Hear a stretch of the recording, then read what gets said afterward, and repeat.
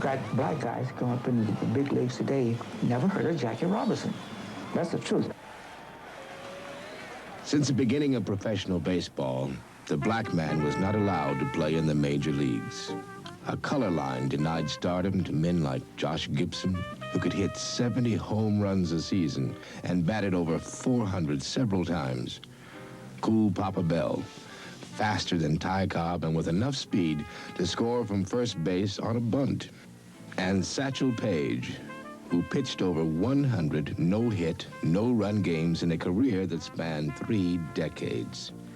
These men scratched out a living playing professional baseball on teams like the New York Black Yankees, the New York Cubans, the Newark Eagles, the Philadelphia Stars, the Homestead Grays, the Pittsburgh Crawfords, the Chicago American Giants, the Baltimore Light Giant, the Cleveland Buckeyes, Birmingham Black Bears, Memphis Red Sox, the Kansas City Monarchs. Black baseball talent was never wasted. It blossomed in Negro leagues.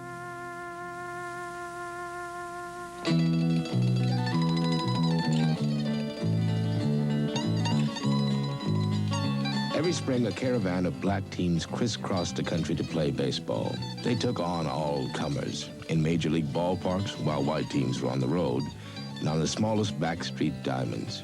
And when the seasons changed, the teams drifted south to play in Mexico and the Caribbean.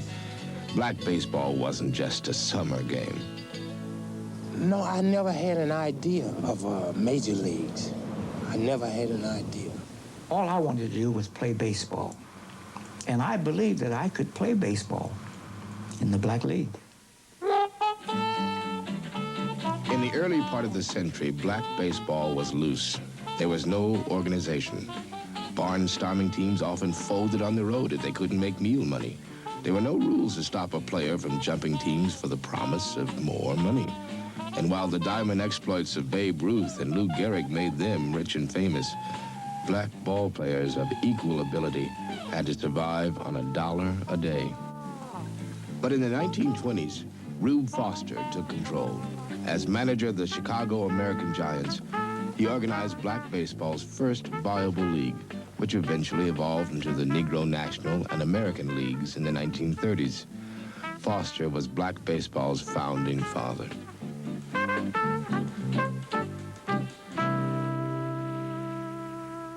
They were all super teams. There were no just bunch of boys just gotten together to throw a ball or swing a bat. They were really magnificent ball clubs. Eva Manley's life was black baseball. Her husband Abe was a gambler, a hustler, who owned the Newark Eagles in the 1930s and 40s. Mrs. Manley took an active part in team business, often telling the field manager who to pitch on a particular day. There's no question it was an accepted fact that Negroes just were discriminated against, and particularly in the South. And I think everybody just took it in stride. They just didn't let it affect them one way or the other. Thank God we had the Negro Leagues, or the Black League as you call them. Then they were the Negro Leagues. Thank God we had the Negro Leagues then to give guys like me a chance. It was a sort of a training ground. It was, in fact, all we had.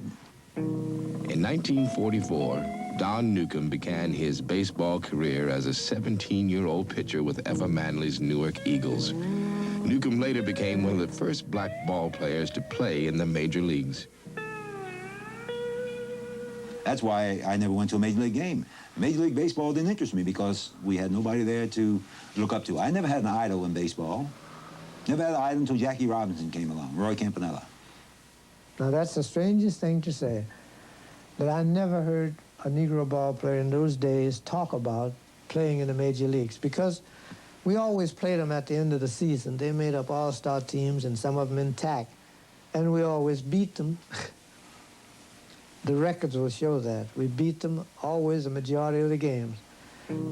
David Malarcher, Gentleman Dave, played for the Indianapolis ABCs and Rube Foster's Chicago American Giants in the 1920s. He was one of the best infielders of all time, and later, one of the game's cagiest managers. I never sat in any but one place during all of my managerial career. I never stood up on the field. I never moved my seat.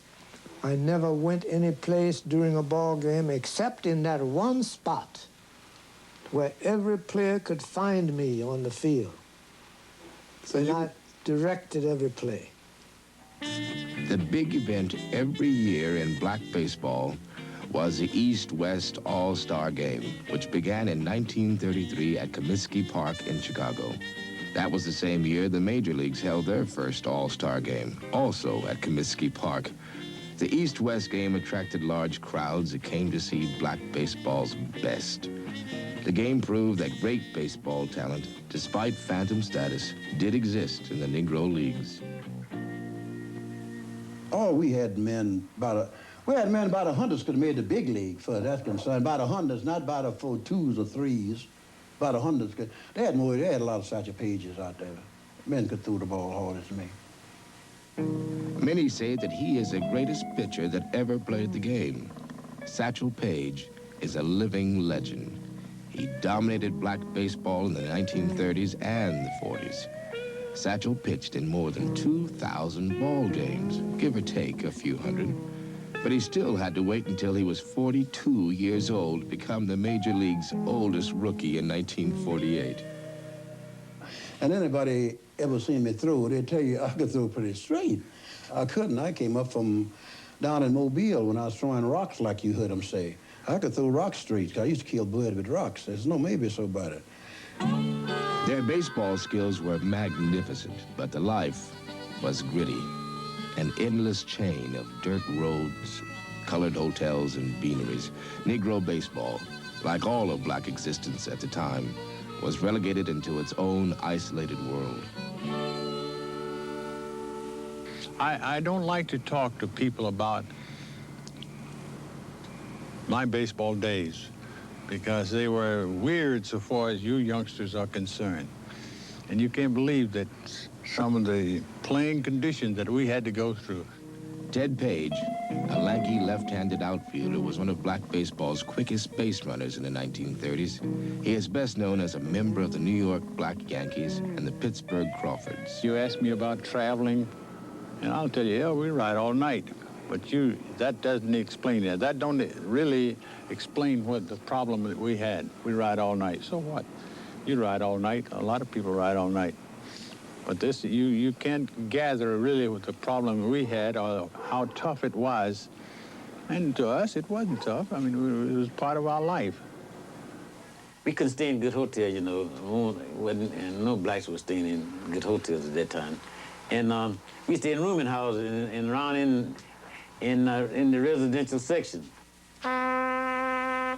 Buck Leonard of the Homestead Grays was called the Black Lou Gehrig in the 1930s and 40s, but he never shared Gehrig's celebrity. Leonard played a great defensive first base, besides displaying awesome ability at the plate. And even though he never played in the major leagues, Buck Leonard was elected to the Major League Hall of Fame by a special vote in 1972. And in some of those places where we were staying in rooming houses, bed bugs were bad. I remember in New Orleans one night, we were in the bed, and as soon as we got in the bed, the bed bugs were waiting for us. And when we turned out the light, bam, they started biting. I don't think you can hardly name a small town or coal mining town that I didn't play in. We even made baseball diamonds, went to little towns and made baseball diamonds, and the fence was the cause. The cause just got all the way around us, way out in the outfield out there, and made a fence, and we would pass the hat around. We loved to play. We wanted to play. Baseball was our game. And it didn't mean we hated the conditions, certainly. We hated not getting but 60 cents a day on which to eat, and 75 cents and all like that. But we loved to play, and we wanted to play. When you're doing something that you love to do, there's nothing lousy about it.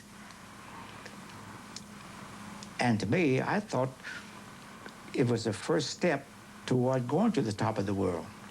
The black newspapers called 5'8" Jimmy Crutchfield the Mighty Mite from Moberly, Missouri. Crutchfield played right field in the 1930s and 40s for the American Giants and the Pittsburgh Crawfords. And then you've got to leave home plate with the idea of going to second base. Otherwise, you can't run to first base, and then if the guy bobbles the ball, make up your mind to go to second. You've got to leave home plate with the intention of going to second base. That's what they call coming to the park to play ball. They put me in the ball game to catch, too. In fact, that was, I think, my first night game. They had little lights in Beach Haven, New Jersey. And I caught, and I'll never forget riding to New York after the game in the bus, and they were getting ready to go through, the Holland Tunnel. So the other players on the team asked me, did I have a gas mask? And I said, no. I said, well, you know, going through the tunnel, you need a gas mask. So. Life was always tough on a rookie, even if your name was Roy Campanella. Campy began his career with the Baltimore Elite Giants of the Negro National League in 1937. 10 years later, he went on to become a Hall of Fame catcher with the Brooklyn Dodgers before a paralyzing auto accident cut short his career in 1958. I was 15 now.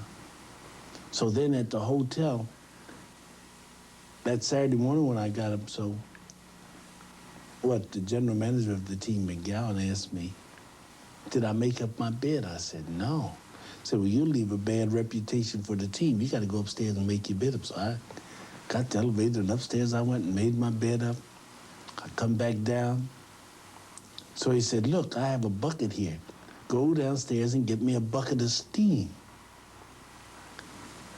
So I said, okay. So on my way, I said, how am I going to get a bucket of steam? And that's when I started to realize these guys was pulling something on me. One other thing, too, you know, they used to dust us off a lot, you know, throw the ball out of our face, the head, or anywhere, see. And we had that to think about. And at that time, we weren't wearing any helmets. And then neither were they putting pitchers out of the ball game for throwing after y'all finding them. And we had to learn how to duck as well as hit. So that put something else on your mind, see. Yeah, I think I punched a guy once. I punched a ball player one time. And by the way, it was down in Long Island I was playing. I punched the ball player, played first base when I went down, and instead of him tagging the bag this way, he stuck his foot out and I went over him. And I tripped over him, and I come back to the bag and racked him up. There will be nobody fighting on this ball club. I said, we're going to be friends, we're going to be brothers. That was the first lecture that I gave them when I was made manager. And I said, the first thing, there'll be no dissension to cause anybody to want to fight each other. And I said, the first man that strikes the first blow is fired. Then he'll never play baseball on the American Giants or on any other team in the league. If he starts a fight or anything, I said, we're going to be brothers. And it was just that way. Black ball players shared a camaraderie that was common among athletes, and the Black Leagues represented a special fraternity for those who were blessed with baseball ability, but forced to live behind the color line. There is one man's story that stands out as a symbol of all hidden baseball genius that developed behind that color line. His name was Josh Gibson, and he was a baseball artist. He was the game's greatest hitter, better than Babe Ruth. His tape-measure homers often exceeded 500 feet. His home run production soared to 60 and 70 a season. Josh Gibson's life is a story of a man born too soon. His abilities eroded before he ever got a chance to play in the major leagues. From 1930 to 1946, Josh found an identity in baseball. He was born to play the game. Josh was one of the greatest hitters of all time. If only people could have seen Josh hit the baseball.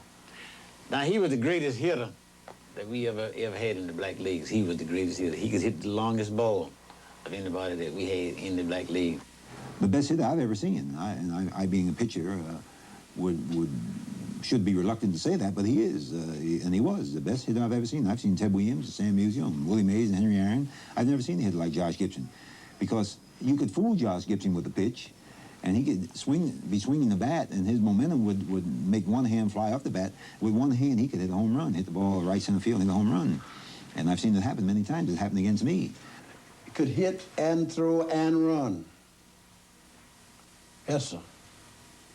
First time I saw Josh was in 1944. Well, he was an outstanding star. He was an outstanding star. And I'm a young third baseman in the league, and we playing him in Washington, D.C. And I don't know Josh from nobody else. I just hear the guys saying to Josh, I'm with the Birmingham Black Barons.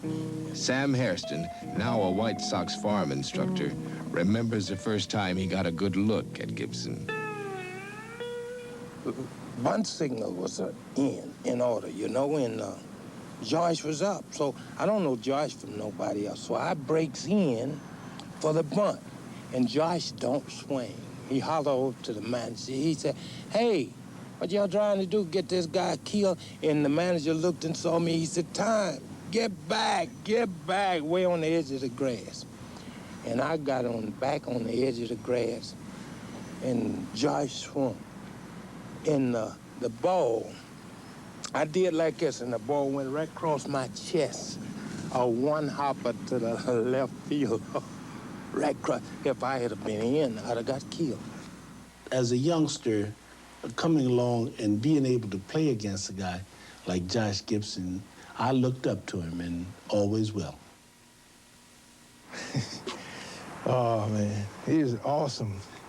I remember one year in Mexico, we were playing, and we had a Mexican fella pitching for us, and I told her, we get together, you know, we talk about the hitters in the clubhouse, just like anything, and I said, now, this guy, you got to pitch away from him, down. We keep the ball down on him all the time. Keep the ball down. I said, don't get it up, because if you do, he can hurt you. So... Quincy Troop was a solid hitting catcher and a manager in the Negro Leagues for the Cleveland Buckeyes. And for 15 years, he told pitchers what not to throw to Gibson. So he wanted to throw the curveball. In center field was 450. I got the picture in my scrapbook, shows you center field 450. Behind that is about far from here, almost across the street over there, and a Coca-Cola sign. That's where he hit it, off of this guy. And he had to know that he would have been a superstar in Major League Baseball. He had to realize that himself. He didn't do too much talking about what he's going to do. He wasn't the braggart type of kid, you know. You find guys who will say, I'm what they're going to do long before they ever did it, and maybe they never make it. But not Josh. He wasn't that type. He went to Mexico and played. And when Josh come back, he took sick. And I talked to him a lot in Washington, but I never could find out exactly what went wrong with Josh. He got to be an alcoholic and all of that. I think he just drank, and that's probably what happened. All of a sudden, if you're a great star and you thought that you were going to go on forever and you're not prepared for anything else in life, and then you find that you don't have it anymore, you don't have any money, all of that works on the guy's mind. Josh Gibson died of a stroke in the winter of 1946. He was 35 years old. The color line collapsed in that same year. Branch Rickey, owner of the Brooklyn Dodgers, signed a second-string infielder named Jackie Robinson from the Kansas City Monarchs. Finally, black ball players could get a chance to prove themselves in the big leagues. But for many, the occasion was only a sad reminder that they had been born too soon. Branch Rickey Jr., a Pittsburgh Pirate executive, remembers why his grandfather took a chance on Robinson. I'd have to say that it was a hunch. Robinson had the college education. He had the exposure to the military. He had operated and functioned in formal systems, and he had been a star already. He had been an established star in his college football days. And then I think Grandpa was in his personal interview with him. He was just so impressed with him as a person. I'm so sure about that it was not just that he wanted a colored man at the time. He picked Jackie Robinson because Jackie Robinson was a college man. He knew he had nice, good contact. But the thing that I'm sure made them decide to put Negroes in the major leagues was money. I would think that Jackie was an ideal man, because I can think of some of the guys that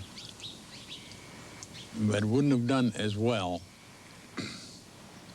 mentally, because I can think of some guys that would not have taken the abuse that Jackie took. I know Jackie was the right guy.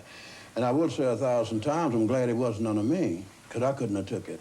I know good and well I couldn't have took it. We had to. We had to endure the uncomfortable things that came into our lives, because, man, we had a job to do. And Jackie was the father. He was the father of the whole program. And what he did and what Roy Campanella did and what Don Newcomb did was predicated upon our abilities as men to do the job that Branch Rickey had put his life and reputation on the line to do. And we had to take it. Branch Rickey had more to offer those 16 prejudice owners than just a little black boy. He had all those 50,000 black fans. So that's what put him in the major leagues. And as soon as that happened, what happened?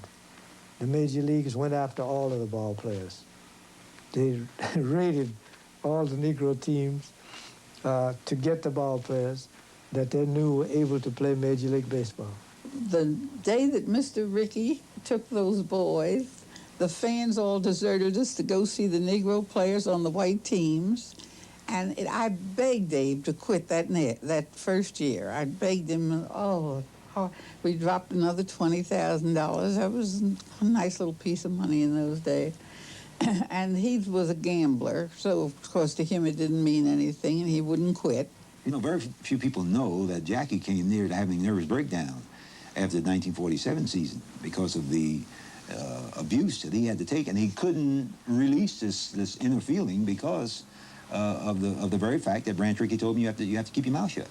I often think now in my wheelchair back, supposing it wasn't a success when the Dodgers first integrated baseball with black players, what would it be today if it wasn't a success then? I don't know. Several years ago, I was talking with a kid, and I was up in Michigan during the summer. I had my glove. I was talking with the kid, and as I say, a lady told the boy, said, "Oh, he used to be a baseball player." And the kid started talking with me. "Kids, I never heard of you." I said, "Well, I came along about the time of Jackie Robinson." The guy said, "Jackie Robinson?"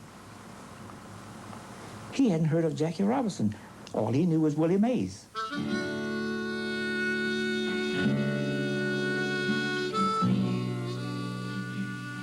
Suffering from the depletion of talent, the Negro Leagues died in the early 1960s.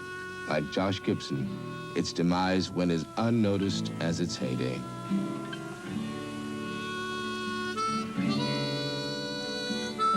Black ball players lived and loved their game, and today they still speak about baseball with a passion unspoiled by the years.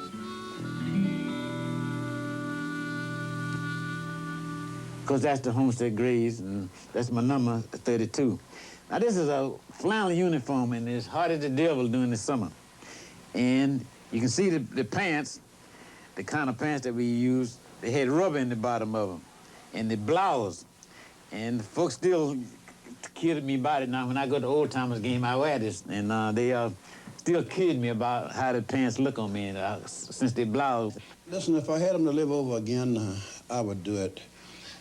I had more fun in life, I believe, as anybody in the world with less money, and I saw more of the world and saw as much as the world as anybody got as much money as Rockefeller, if you want me to tell you the truth. And if I had to pay the money to go over those spots, I'd have to have me a truck or something like that, carry behind me the places that I have been. And when the ball went out of the park, I got the biggest thrill. There was something about that ball sailing out of the park that just, I don't know what it did to you. Every time I look on TV or pick up a paper and read about some kid that I've had something to do with, this is the pay. This is the thing that really makes me proud of myself. I had a dream the other night. I singled off of a left-handed pitcher across second base, and I just kept running, but I never could get to first base. That's tough, I'm telling you.